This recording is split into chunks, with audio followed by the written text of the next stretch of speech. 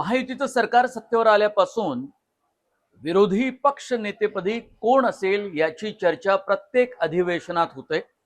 मात्र विरोधी पक्ष नेता हा निवडला जात नाही।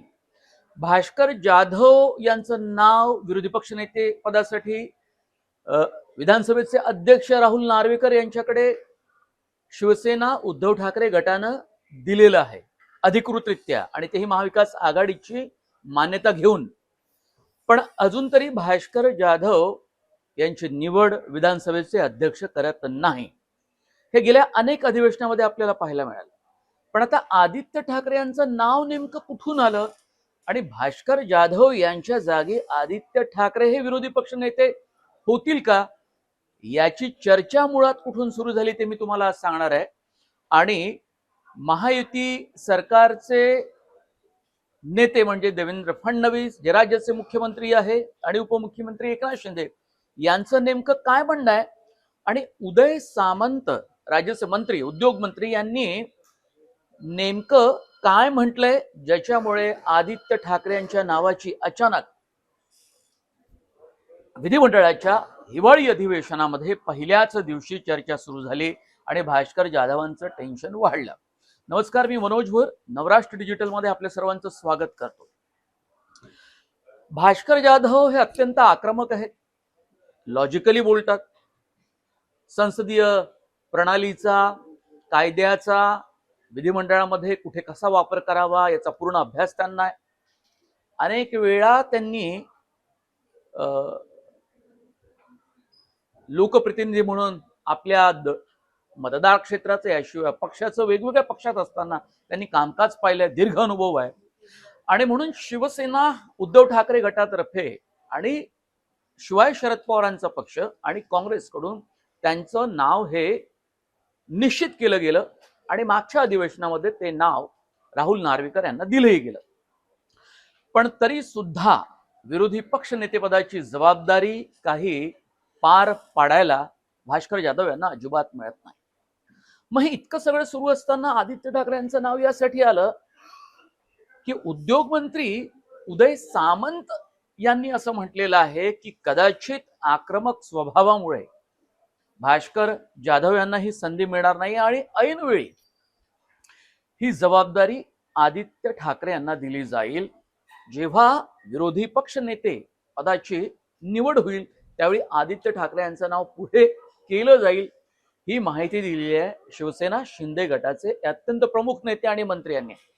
आणि कधी काळी उदय सामंत या शिवसेनेत होते, उद्धव ठाकरेंचं नेतृत्व त्यांना मान्य होतं आणि म्हणून कदाचित उद्धव ठाकरे यांच्या निर्णयाचा काही अंदाज उदय सामंत यांना आला आहे का, किंवा त्यांचे काही मित्र किंवा सहकारी पूर्वीच्याच त्यांच्या पक्षामध्ये असल्यामुळे कदाचित त्यांना आतल्या गुटातनं काही माहिती मिळाली आहे का, अशी शंका याला पुरेसा वाव होता। आणि त्याची चर्चा विधानसभेमध्ये नागपूरच्या हिवाळी अधिवेशनामध्ये सुरू होती। आता कुणी कुणी काय काय म्हटलं हे क्रमवारपणे आपण पाहायला पाहिजे आणि नंतर मात्र आपण राज्य सरकारच्या या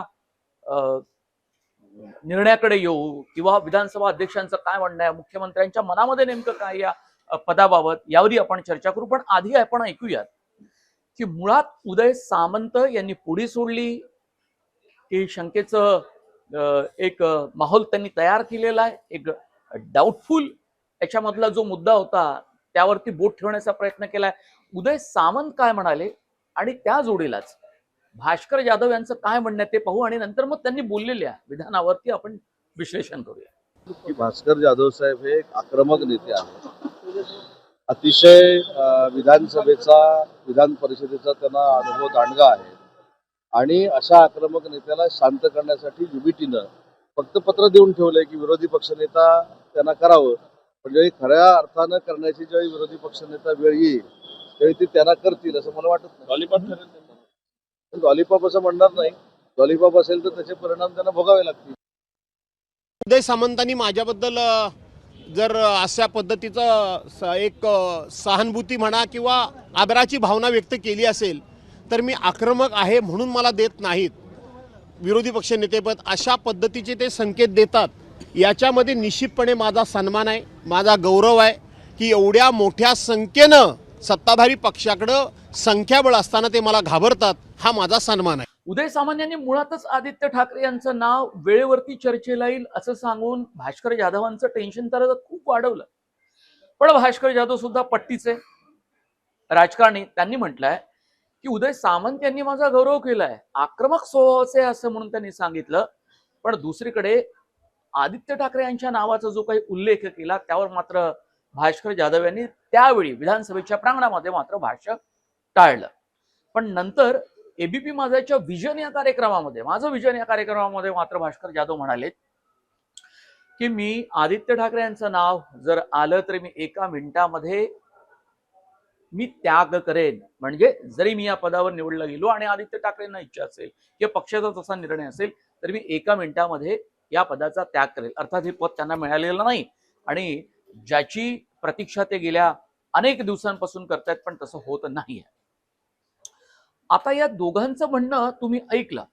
आता आदित्य ठाकरे यांनी काय म्हटलेलं आहे तेही पाहूया. एक लक्षात घ्या तुम्ही, जे आमच्या कानावर येते की सत्ताधारी जे बाक आहेत, एक पक्ष दोन गट असे जे आहेत, त्याच्यातून एका गटामधून 22 आमदार मुख्यमंत्र्यांच्या हाती लागलेले आहेत.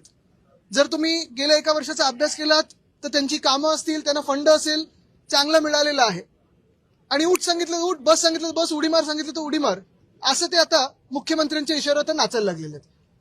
नेमकं कोणी ह्याच्यातून धसका घ्यायचा हे ज्यांनी बातमी पेरली आहे हे त्यांना कळेल. मुळात आदित्य ठाकरे यांना कोंडीत पकडण्याचा प्रयत्न, म्हणजे खास करून शिवसेना उद्धव ठाकरे गटाला कोंडीत पकडण्याचा प्रयत्न हा मुळातच केलाय उदय सामंत यांनी. उदय सामंत असे भाजपचे जवळचे, मुख्यमंत्र्यांच्या जवळचे म्हटले जातात. आणि समजा शिवसेना शिंदे गटामध्ये जर उद्या काही गडबड झाली किंवा फाटाफूट झाली तर त्याचं नेतृत्व उदय सामंत करतील असं म्हटलं जात होतं. किंवा मधल्या काळामध्ये वेगळा पक्ष ते फोडतील, पक्ष फोडून वेगळा गट तयार करतील, अशा प्रकारचे एक शंकेचं वातावरण शिंदे गटामध्ये झालं होतं. आणि त्यामुळे एकनाथ शिंदे सुद्धा टेन्शन मध्ये होते आणि मग दोघांमध्ये अबोलाही निर्माण झाला होता. हा झाला एक इतिहासाचा रेफरन्स संदर्भ. त्याच्यामुळे एकनाथ शिंदे सुद्धा उदय सामंत यांना कदाचित शंकेच्या नजरेनं बघत असतील. पण उदय सामंत यांनी आदित्य ठाकरेला कोंडीत पकडण्याचा प्रयत्न केल्यामुळे आदित्य ठाकरेंनी सुद्धा उदय सामंत यांना कोंडीत पकडलं. आदित्य ठाकरे असं म्हणाले की जे 22 आमदार भाजपच्या जवळचे आहेत किंवा ते भाजपच्या इशाऱ्यावर चालतात किंवा त्या 22 आमदारांचं नेतृत्व करणारे हे सुद्धा भाजपच्या इशाऱ्यावर चालतात आणि तेही भाजपचे जवळचे आहेत. उदय सामंत यांचं नाव न घेता आदित्य ठाकरे यांनी असं म्हटलेलं आहे, आधी त्यांनी त्यांचा विचार करावा. मी विरोधी पक्षनेतेपदासाठी माझं नाव निवडलं गेलं ही पूर्णतः अफवा आहे असं त्यांनी स्पष्ट केलं. म्हणजे पुन्हा एकदा एकनाथ शिंदेच्या मनामध्ये पाल चुकेल असं वक्तव्य आदित्य ठाकरे यांनी करून शिंदेंनाही कोंडीत पकडण्याचा प्रयत्न केला. आणि उदय सामंत यांना की आधी तुमचं बघा, 22 आमदार हे भाजपच्या कळपात कधीही सामील होऊ शकतील आणि त्याचं नेतृत्व जे करतायत त्यांनी आदित्य ठाकरेंच्या नावाची बातमी प्लांट केली असं त्यांचं नाव न घेता थेट आदित्य ठाकरे यांनी तसा आरोप केलेला आहे. आता उदय सामंत, भास्कर जाधव आणि आदित्य ठाकरे या तिघांचे बाईट्स ऐकल्यानंतर तुम्हाला प्रश्न पडेल की हा जो मुद्दा आहे, मी त्या मुद्द्यावर पुन्हा येणार आहे, पण मुळात विरोधी पक्षनेतेपदी महाराष्ट्राच्या विधानसभेचे अध्यक्ष राहुल नार्वेकर हे शिक्कामोर्तब का करत नाही भास्कर जाधव यांच्या नावावर? तर काही ठिकाणी तांत्रिक अडचणी सांगितल्या जातात आणि तांत्रिक अडचणी काही असतील आणि काही ठिकाणी यामध्ये राजकीय कारण सुद्धा आहे. तुम्हाला आठवत असेल की बिहार विधानसभेचा निकाल लागला आणि त्यावेळी फ्लोर म्हणजे आपली एक बहुमत विधिमंडळामध्ये तुम्हाला दाखवावं लागतं, ते नितीश कुमार यांनी दाखवलं. आणि नितीश कुमार यांच्या एनडीए सरकारने बहुमत दाखवल्यानंतर तो प्रक्रियेचा भाग म्हणून विरोधी पक्षनेतेपदी तेजस्वी यादव यांची सुद्धा निवड केली गेली. कारण 10% साधारणतः विरोधी पक्षनेते पद मिळवायला कुठल्याही पक्षाला लागत असतं आणि ते त्यांच्याकडे होतं, म्हणून लागलीच त्यांची निवड विरोधी पक्षनेतेपदी केली गेली आणि पूर्वी त्या पदावर होत्या. महाराष्ट्रातला हा तिढा का सोडवला जात नाही याचे काही कारण दिलं जातं की विरोधी पक्षाकडे मुळातच तेवढं संख्याबळ नाही आणि संख्याबळ नसल्यामुळे विरोधी पक्ष नेतेपदी लागलीच कुणाची निवड विरोधी बाकावरच्या कुठल्याही नेत्याची केली जात नाही. पण यात मुद्दा असा आहे की 10% जर संख्या एखाद्या विरोधी पक्षनेतेपदाला पाहिजे असेल तर साधारणतः आपल्याकडे 288 आमदार आहेत. 29चा साधारणतः आकडा होतो 29च्या जवळपास, आणि 29चा आकडा आमदारांचा हा आज महाविकास आघाडीच्या कुठल्याही पक्षाकडे नाही. म्हणजे उद्धव ठाकरेंच्या पक्षाकडे 10 आमदार आहेत, शरद पवारांच्या पक्षाकडे 10 आहेत आणि काँग्रेस पक्षाकडे 16 आहेत. त्यामुळे तो विरोधी पक्षनेतेपदासाठी दावा करू शकत नाही, उद्धव ठाकरे करू शकत नाही. पण युनानिमसली या तिन्ही पक्षांनी असं म्हटलेलं आहे की आमची निवडणूक पूर्व युती होती, म्हणजे आमचं कोइलेशन, आमचं गठबंधन हिंदीमध्ये आपण म्हणतो. म्हणून मग आम्ही जर महाविकास आघाडी म्हणून जर विधानसभेच्या निकालापूर्वीची आमची ही युती होती, आम्ही एकत्र लढलो, तर महाविकास आघाडीचा एकूण आमदारांचा आकडा हा 46 होतो. आणि म्हणून तुमची जी काही अट असेल 10%ची ती आम्ही क्रॉस करून आम्ही या नियमामध्ये बसतो. म्हणून आमचा विरोधी पक्ष नेता करावा, आणि तो म्हणजे भास्कर जाधव, असं पत्र उद्धव ठाकरे यांनी विधानसभा अध्यक्षांना दिलं. आणि त्याला मान्यता इतर शरद पवार आणि काँग्रेसची होती. मुळात काँग्रेसला विधान परिषदेमध्ये हे आपलं विरोधी पक्ष नेतेपद टिकवायचं आहे. म्हणजे पुढे जे अंबादास दानवे होते, ज्यांची मुदत विधान परिषदेच्या आमदार पदाची संपल्यामुळे ते पद त्यांच्याकडून निघालं. आता काँग्रेसचा त्यावर क्लेम असेल, आणि सतीश पाटील जे काँग्रेसचे तिथले गटनेते त्यांचा तो क्लेम आहे, आणि त्यालाही महाविकास आघाडीमध्ये शरद पवार गट आणि उद्धव ठाकरे गटाचा विरोध नाही. पण विधानसभेतलं विरोधी पक्षनेतेपद मात्र हे उद्धव ठाकरे यांना हवंय, आणि म्हणून भास्कर जाधव यांचं नाव सातत्यानं येत आहे. या संदर्भामध्ये जसा मी बिहारचा दाखला दिला की त्यांना अडचण गेली नाही, पण इथे महाविकास आघाडीचे तिन्ही पक्ष म्हणून त्यांनी जो क्लेम केलेला आहे तो सुद्धा स्वीकारला जात नाही. याचं कारण असं की याच्यामध्ये तांत्रिक अडचण जरी दाखवली जात असली तरी मुळात याच्यामध्ये सुद्धा राजकारण आहे. ते कसं आपण पाहूया. आधी राज्याचे मुख्यमंत्री देवेंद्र फडणवीस या संदर्भात काल पत्रकार परिषदेमध्ये काय म्हणाले, चहापानानंतरच्या झालेल्या, आणि त्यांच्या शेजारी एकनाथ शिंदे राज्याचे उपमुख्यमंत्री ते सुद्धा काय म्हणाले आणि त्यांनी काय टिप्पणी केली शिवसेनेवर, महाविकास आघाडीतल्या पक्षांवर, ती आधी पाहूया. आणि त्यानंतर मी तुम्हाला समजावून सांगेन की हा तिढा का सुटत नाही आणि यात राजकारण नेमकं काय होतं. हा सर्वस्वी माननीय अध्यक्ष महोदय आणि माननीय सभापती महोदयांच्या अखत्यारीत आहे. त्यामुळे त्या संदर्भात जो निर्णय माननीय अध्यक्ष महोदय, माननीय सभापती महोदय घेतील तो निर्णय आम्हाला मान्य असेल. त्या संदर्भात आमचा कुठला आग्रह नाही, कुठला दुराग्रह नाही. पण जनतेने त्यांना जे काही नाकारलं, झिडकारलं, विरोधी पक्ष नेता बनणे एवढे पण संख्याबळ नाही दिलं. त्यांनी आत्मचिंतन, आत्मपरीक्षण केलं पाहिजे. लोकसभेमध्ये पण गेल्या मागच्या वेळेस विरोधी पक्ष नेता संख्याबळ नव्हता म्हणून नाही मिळालं. यावेळेस लोकसभेत विरोधी पक्ष नेता मिळाला. त्यामुळे त्यांनी प्रयत्न केला पाहिजे पुढच्या वेळेसाठी की विरोधी पक्ष नेत्या एवढे तरी संख्याबळ कसं मिळतं, संख्याबळ मिळवा आणि कमवा आणि विरोधी पक्ष मिळवा. पण तरी सुद्धा हा अधिकार पूर्णपणे अध्यक्षांचा आणि सभापतींचा आहे. आमचा कुठलाही त्याला विरोध नाही. मुख्यमंत्री म्हणाले की हा निर्णय सरकारचा नाही, हा निर्णय आहे मुळात विधानसभेचे अध्यक्ष राहुल नार्वेकर यांचा. राहुल नार्वेकर हे भाजपचे आमदार आहेत, कुलाब्याचे, आणि त्यांच्याच पक्षाचे नेते आहेत. त्यामुळे विरोधी पक्षांना खेळवत बसवायचं का, किंवा हा निर्णय जास्तीत जास्त लांबणीवर किती टाकायचा, याच्या संदर्भातलं तर राजकारण शिजत नाहीये ना, अशी एक शंका येते. याच्यामध्ये तुम्ही बघा की एकनाथ शिंदे काय म्हणाले की विरोधी पक्ष नेते बनवण्याची ताकद सुद्धा विरोधी पक्षामध्ये नाही, तेवढं संख्याबळ त्यांच्याकडे नाही, आणि त्यांना जनतेनं नाकारलेलं आहे. आता त्यांना जनतेनं नाकारलंय हे काही वेगळं परत सांगण्याची गरज नाही, ते नाकारलेलं दिसतंय. म्हणजे भले ईव्हीएम आणि बाकी काही आरोप प्रत्यारोप होत असतील तरी सुद्धा. पण मुळात मुद्दा असा आहे की ते संख्याबळ त्यांचं दिसतंय, पण महाविकास आघाडीचा तो एकत्रित क्लेम आहे, कारण युती त्यांनी निवडणुकीपूर्वी केली होती. आणि म्हणून त्या क्लेमचं काय करायचं याचं उत्तर खरं तर एकनाथ शिंदे यांनी द्यायला पाहिजे होतं. पण पुन्हा त्यांनी ते म्हणजे पूर्वी जशी ती उत्तरं द्यायची तर त्याच पद्धतीचं उत्तर स्टेटमेंट त्यांनी दिलेलं असो. आता तुम्हाला लक्षात येईल की या दोघांनी जबाबदारीनं ही उत्तरं पत्रकारांना काल दिलेली आहे, म्हणजे रविवारी. पण मुळात राज्य सरकारच्या मनात आहे का, हा खरा प्रश्न आहे. कारण गेल्या अनेक दिवसांपासून या संदर्भात जो वेळ लावला जातोय आणि यावर कुठलाही निर्णय घेतला जात नाही, आणि निर्णय तेव्हाच घेतला जाईल जेव्हा राज्य सरकारच्या मनात असेल, हेही आता पुरेसं स्पष्ट झालेलं आहे. इथे महाविकास आघाडीची बाजू घेणं किंवा शिवसेना उद्धव ठाकरे गटाची बाजू घेण्याचा हेतू नाही, पण या मुद्द्यावरती काहीही होत नाही, हा पुढे पुढे ढकलला जातोय, हे तरी किमान यातून स्पष्ट झालं. तांत्रिक काही अडचणी असतील, तांत्रिक काही कारण असेल तर ती एकदाची देऊन त्याचा निकाल लावण्याची गरज होती. कारण हे तांत्रिक कारण याला लागू पडत नाही आणि हे नियमात बसतं. अशा आणि त्यासाठी पुरावे सुद्धा विधिमंडळातले कायद्यांचे हे आधीच विधानसभा अध्यक्ष राहुल नार्वेकर यांना दिले गेलेले आहे. त्यामुळे त्यावरही निर्णय होणं बाकी आहे. म्हणजे तुम्ही एकदा हा निर्णय सोक्षमोक्ष लावा या मुद्द्याचा, असंही होत नाही. उलट तो पुढे पुढे जात असल्यामुळे भास्कर जाधव आणखी आक्रमक होत चाललेले आहे. मागच्या अधिवेशनामध्ये त्यांनी आपल्या आक्रमकतेला कुठेतरी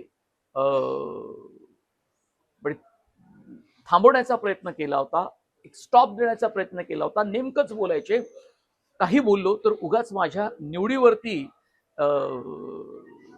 त्याचा परिणाम होऊ नये, प्रभाव होऊ नये म्हणून ते टाळत होते. पण यावेळी मात्र त्यांना लक्षात आलं यावर राज्य सरकार किंवा कुणीच काही निर्णय घेतला म्हणून ते आणखी आक्रमक होत चाललेले आहे.